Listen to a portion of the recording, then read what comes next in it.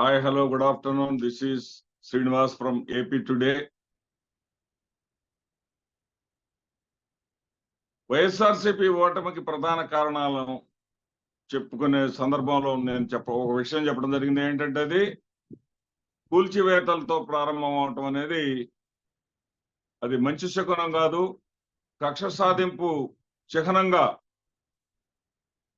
పరిపాలన ప్రారంభించింది. దాని ఫలితాన్ని అనుభవించిందని ఒక కారణంగా నేను చెప్పడం జరిగింది.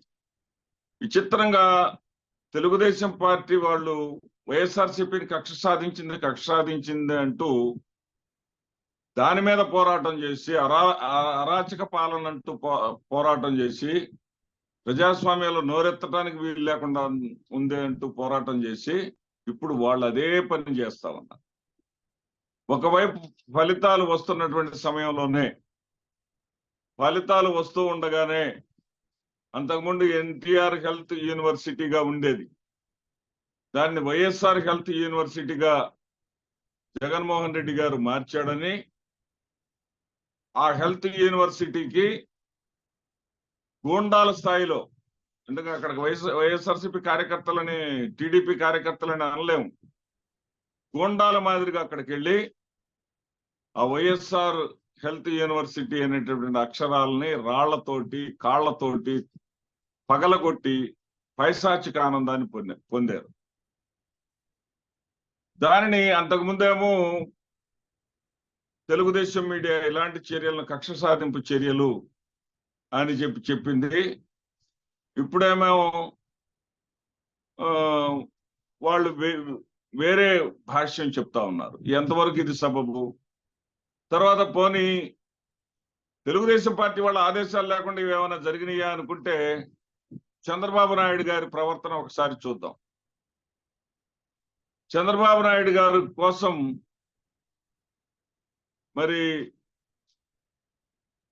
రామాంజనేయులు గారు వారు ఏదైతే ఉన్నారో ఇంటెలిజెన్స్ విభాగంలో ఆయన వెళితే ఆయన కన్నా ముందెళ్ళినటువంటి డీజీపీ గారు రామాంజనేయులు గారు కలిసి వెళ్ళటం జరిగింది. డీజీపీ గారితోనేమో చాలా చక్కగా మాట్లాడారు. డీజీపీ గారిని పక్కనే కూర్చోబెట్టుకున్నారు. రామాంజనేయులు గారిని బయటే వెయిట్ చేయించారు. వాస్తవానికి వాళ్ళతో కలిసే వచ్చారు సిఎస్ జవహర్ రెడ్డి గారు కూడా. అది జవహర్ రెడ్డి గారిని లోపలికి అసలు ఎలో చేయనే లేదు. ఇక రామాంజనేయులు గారిని అయితే ఒక ఐపీఎస్ అధికారిని పట్టుకొని ఒక కానిస్టేబుల్ స్థాయి వ్యక్తి మీకు లోపలికి అనుమతి లేదండి అని చెప్పడం జరిగింది. దాన్ని ఆయన అవమానంగా భావించి, ఎందుకంటే ఒక కానిస్టేబుల్ కి ఐపీఎస్ అధికారిని మీకు అర్హత లేదని చెప్పేటటువంటి అవకాశం ఉండదు, పైనుంచి ఆదేశాలు లేకపోతే. ఇక్కడ మనం అర్థం చేసుకోవాల్సినటువంటి విషయం. సరే, ఆయన కొద్దిగా ఇన్సల్ట్ గా భావించి వెళ్ళిపోయాడు. డీజీపీని హక్కుని చేర్చుకుని, ఎందుకంటే డీజీపీ వాళ్ళు ఏం చెప్తే చేశాడు కదా, వాళ్ళు ఏ విధంగా చేయమంటే ఆ విధంగా ఎన్నికల్లో చేసి పెట్టాడు కాబట్టి ఆ డీజీపీని ఏమో పక్కన కూర్చోబెట్టుకున్నాడు. మరి బహుశా సిఎస్ జవహర్ రెడ్డి గారు ఏదైతే పెన్షన్లప్పుడు మరి ఇంటికి పోయి ఇవ్వండి అని చెప్పేసి చంద్రబాబు నాయుడు గారు ఇచ్చినటువంటి ఆదేశాలను పాటించలేదనో ఏమో, జవహర్ రెడ్డి గారు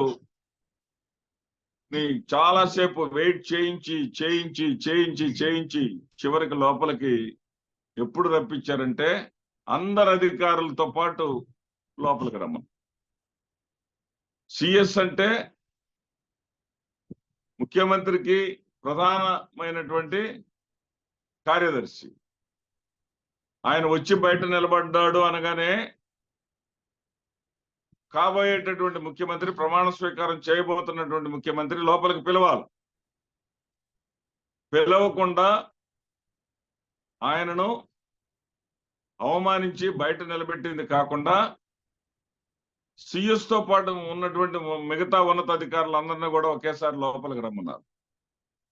వరుస క్రమంలో సిఎస్ గారి వంతు రాగానే సిఎస్ గారి వైపు కోపంగా ఉన్నాడు చంద్రబాబు నాయుడు గారు, ఆవేశంగా ఉన్నారు అని చెప్పేసి మనం చెప్పట్లా, వాళ్ళ పత్రికలే రాసింది. ఆ పచ్చ మీడియా చెందినటువంటి పత్రికలే జవహర్ పట్ల సీఎం వారు చంద్రబాబు నాయుడు గారు ఆవేశంగా ఉన్నారు, ఆగ్రహంగా ఉన్నారు, కన్నెర్ర చేసినట్టుగా ఉన్నారు అని చెప్పేసి వాళ్ళే రాశారు. సరే, జవహర్ రెడ్డి గారు మీతో కొన్ని విషయాలు మాట్లాడవలసి ఉందండి. ఎందుకంటే జవహర్ రెడ్డి గారిని ఒకప్పుడు బ్రహ్మాండం వంటి ఐఏఎస్ ఆఫీసర్, బ్రహ్మాండం వంటి అధికారి, సమర్థుడైనటువంటి అధికారి అని పొగిడినటువంటి వ్యక్తే చంద్రబాబు నాయుడు. బహుశా ఆ చనువుతోనే అనుకుంటా మీతో కొంత మాట్లాడాలంటే నువ్వేమి ఇప్పుడు ఏకవచనంతో నువ్వేమి ఇప్పుడు మాట్లాడాల్సిన పని లేదు అని చెప్పడంతో ఆయన అక్కడి నుంచి జారుకున్న పరిస్థితి మనం చూసాం.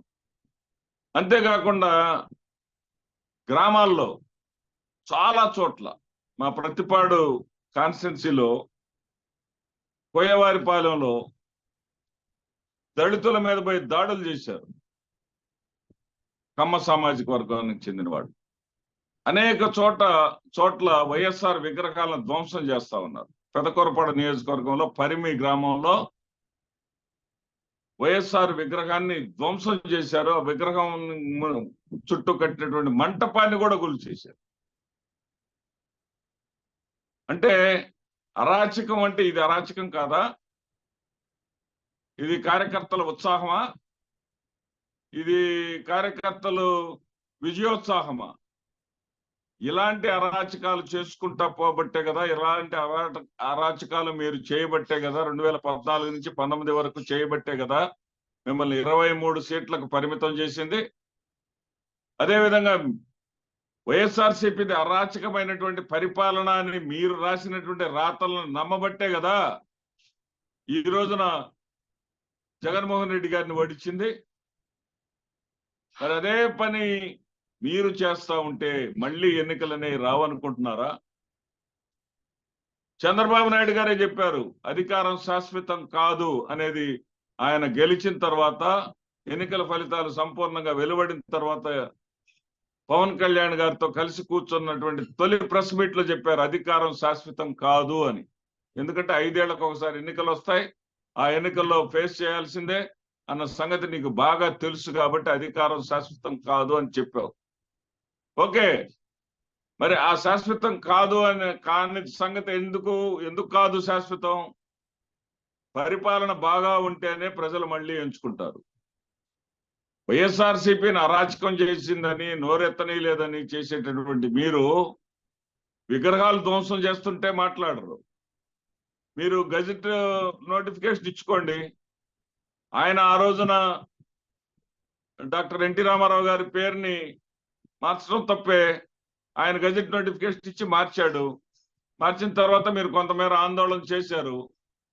ఆ తర్వాత గజెట్ నోటిఫికేషన్ ఇచ్చిన తర్వాత మీరు అక్కడికి వెళ్ళి వైఎస్ఆర్ హెల్త్ యూనివర్సిటీ బోర్డును పగలగొట్టండి, లేదా తీసేసి మీ బోర్డు పెట్టుకోండి. గజెట్ నోటిఫికేషన్ ఇవ్వకముందే పగలగొడుతున్నారంటే దాని అర్థం ఏంటి? ఇది అరాచకం అన్నారా?